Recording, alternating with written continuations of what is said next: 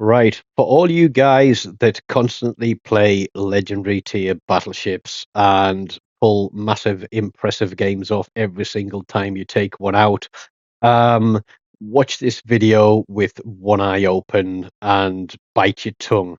Because as you know, I'm generally a destroyer player. I try to hold my own in battleships, but it's a rare occasion that I'll take out a legendary battleship. But I've been encouraged to try and play them a little bit more, so I decided to give the Christopher Colombo a spin. Now, the one thing I forgot to do prior to jumping in this game was to confer with some friends who do regularly play battleships as to about what build I should be using. And let's say that the build I had on this when I took it in the game was absolutely pants, and I have since made it a lot more accurate than it was in this game because I really felt like I was shooting balls of feta cheese over half the map on occasion. And I think I would have been able to do even better than I did had I had a little bit more accuracy and a little bit less dispersion in this game. Now, I generally play cautiously in ships that I don't play often. So I'm not going to go charging in. I've been told that this thing doesn't take a punch very well up close. I've been told that it does hit very well at range.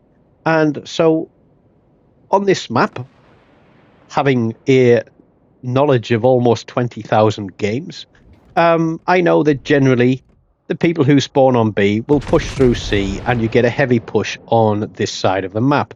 So I'm trying to put myself in a position where I'll be able to get guns on any of those ships, but at the same time be in a position to start moving using that roll and smoke if we do get pushed.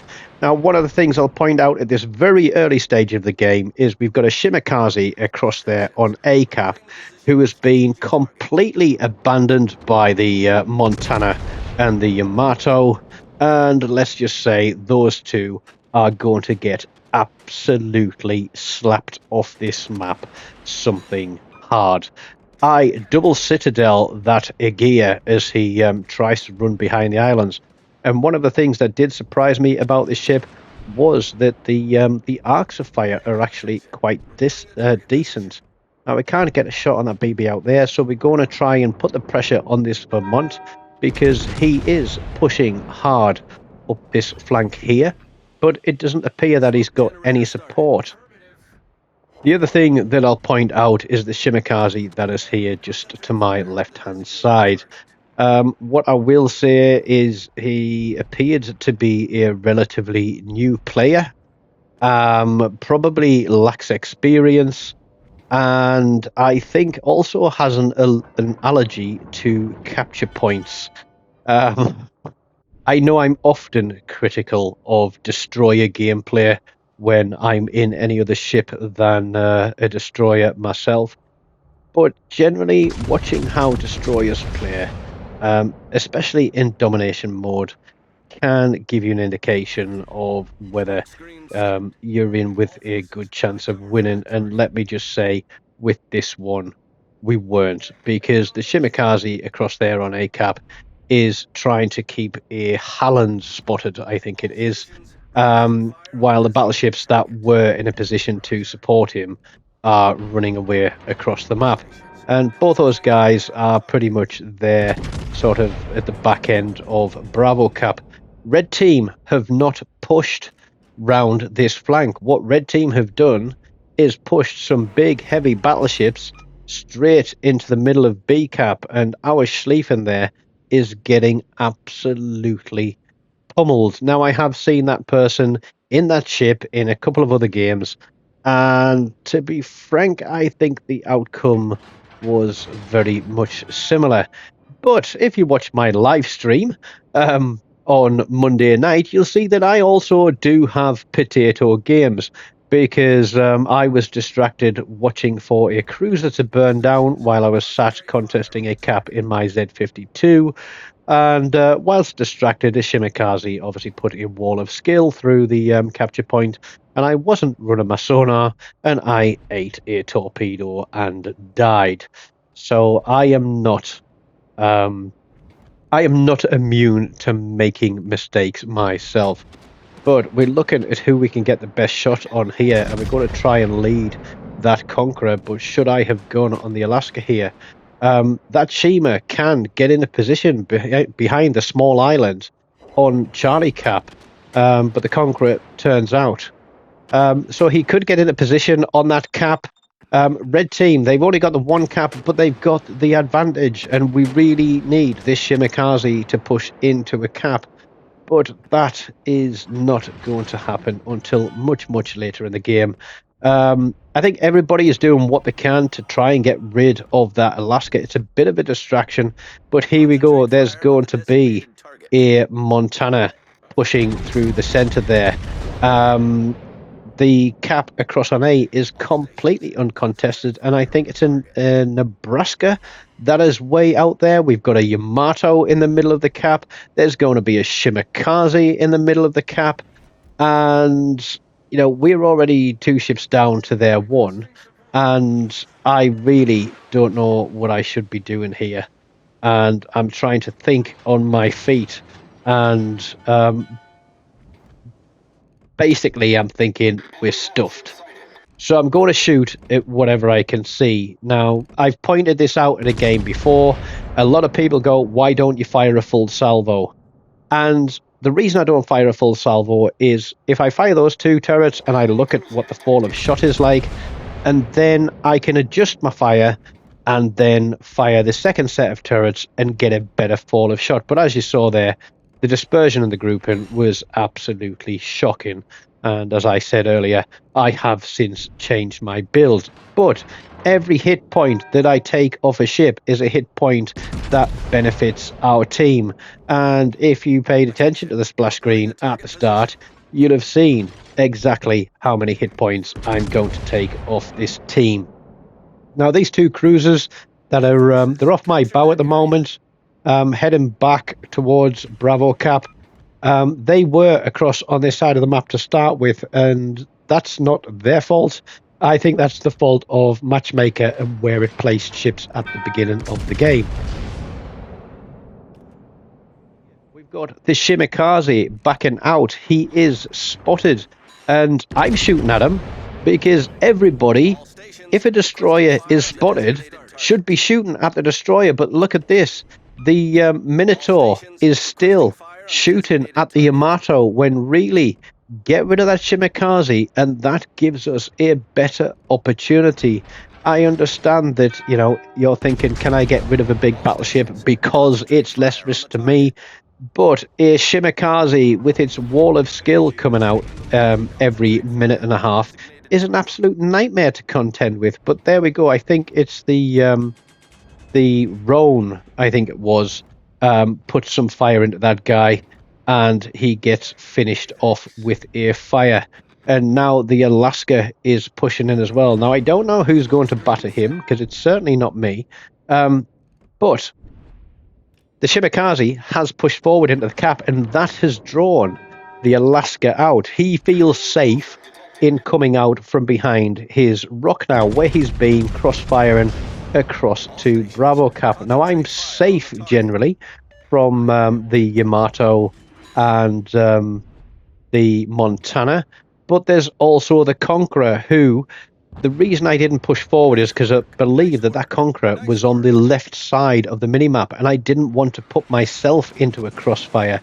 He's going to set me on fire, and if I was at Shimikaze, I'd be putting sort of 15 torpedoes through the gap to the side of B Cap. But here comes the Alaska, and we're going to do the Shima a favour here, and we're going to get rid of him. We do go all 4 turrets just to be certain that we do get rid of him, and that's going to free up that cap for the Shimikaze. But there is still the Halland out here as we lose yet another ship, and this Conqueror is punching really, really, really hard. I can't get onto that Aegea. He's the guy that we tickled at the start, but the Vermont is broadside to us. Now, another thing that I'll point out is when you don't play a ship very often, trying to gauge the aiming point. Auto aim isn't always perfect, and it's often the case that you've got to lead a ship a little bit more than where auto aim puts your reticule. So the more you play a ship, the more familiar you get with the time of flight of the shot and the fall of the shot. And I'd say you probably get better results. But we threw 100,000 damage. It isn't a lot. We've pulled it back to 4 ships to 3, but it isn't going to be that way for long. And just look at the timer and how far down we are. And we are, what? We're coming up on 400 points behind. And yeah, it's a lost game. At this point of the game, it is completely lost. I'm not in the fastest ship in the world. I know this thing punches hard, and I figure that I'm going to have to push in, try and support this Shimikaze. If they can turn to try and angle against me, then perhaps the Shimikaze can force them into an island with the torpedoes. That gets them stuck, and then we can reap the rewards. But we've got the Conqueror, who's what, 60-70% health. We've got the full health Vermont. There's still the Halland out here. There's still the Aegir, and basically we can't see a damn thing, although I think that's spotted by the Minotaur there. I don't know whether I should sit here, let the Aegir come out. I don't know if the Conqueror's going to push out of this entrance here and try and come out and flank me, or get shots onto the Minotaur. And obviously, we've got the Vermont to deal with as well. I'm located, which means that I am the closest ship to the Halland at the moment. And that is not a situation that I want to be in. I'm not spotted, which leads me to believe that he is inside the cap. Now, this Vermont here, he started across on A cap, and I believe that he picked up a solo cap on that one. Our Shimikaze, for whatever reason, fires his guns and gets himself absolutely slapped. And I'm like, why on earth would you do that? But the Vermont turns away from the torpedoes, which is what I'd hoped the Shimikaze would do, even though he hasn't put any torpedoes out. But here comes the torpedoes from the Halland, and our Shima is going to make potato cakes. I'm slamming on the brakes, and Shima's going to eat torpedoes. I managed to avoid them. I'm in smoke. I'm not spotted. I can't get onto that Aegir, and I literally don't know what I should do now, because the Minotaur is running. He is my eyes. Spotter planes don't work anymore. We're obviously running reduced detectability on the battleship, which means we're not going to see this guy until he comes within 2 to 3 Ks of us. And now I'm on sonar, which is the Aegir. So I'm thinking that guy is going to come around the corner. And look at that. I get absolutely smashed through the front. And that is an easy 40% of my hit points gone in one salvo. There's the Conqueror. I'm thinking, is the Aegir coming round? What do we do here? We are absolutely stuffed. The secondaries are firing. Of course we don't get a dev strike on that guy. He survives with basically a tickle of health. I'm reliant on my secondaries now to try and do something with this Vermont. And the Conqueror, he's still in range.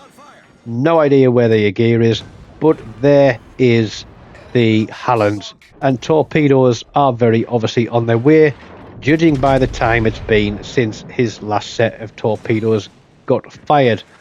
I've only got armor piercing loaded because I was expecting to have to take a shot at the cruiser, but the Halland has shot his load a little bit too early, and I'm thinking, can I get rid of this destroyer?